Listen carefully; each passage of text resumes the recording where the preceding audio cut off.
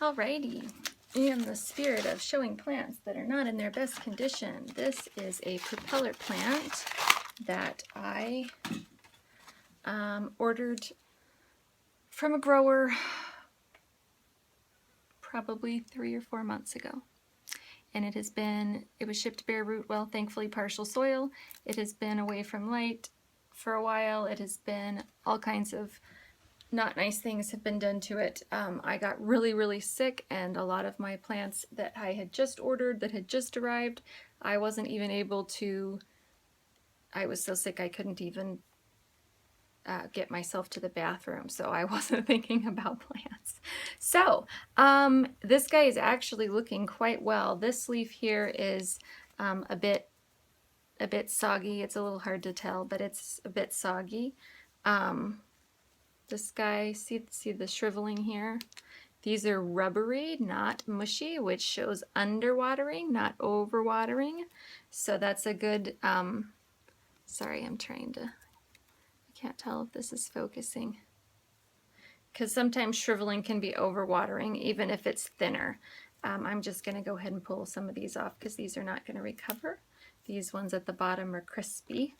So for sure, underwatered, but still, you know, these guys are so tough, and the leaves die back from the base anyways with almost all succulents. So when your leaves around the base start dying, as long as they're not rotten or really mushy and discolored, then really you don't have to worry about it. This guy right here is a good example of a propeller plant. I can't talk. Propeller plant etiolating. You can tell because of the light color here. I think my healthy one is inside. Sorry about that. I was going to give you a comparison. And you can see how it's leaning this way. That was reaching for the light. And this one's starting to do the same here, the lighter color. They should be this more blue, silvery, which they're kind of greenish in this lighting, which is normal, but this is a beautiful little cluster of plants. They are one that I really like for whatever reason. So I'm gonna pot this up right quick, and I like to put something over my drainage holes, a little piece of moss or a little piece of landscaping fabric works. The really cheap stuff that doesn't actually keep, like the weed mat that doesn't actually keep the weeds out, works great.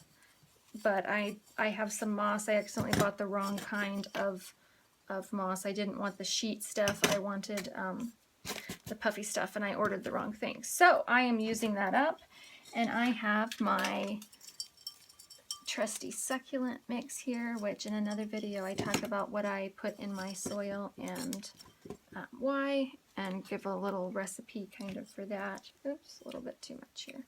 Actually, this one's a little too small at the bottom. I think I'm gonna switch.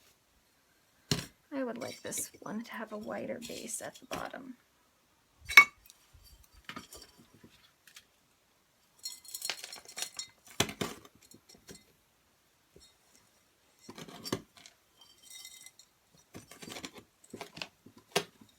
These guys are so, in my experience, so tough. I mean, they, like most succulents, they don't like to be overwatered. But as long as you're not overwatering them, and as long as you're giving them some sun and a little bit of love, they can really withstand a lot. Alrighty, there we go. And these guys will green up and turn a pretty kind of more whitish, grayish, silverish color and plump up and be fabulous. Alrighty, I hope you guys have a good week, and I will see you in the next video.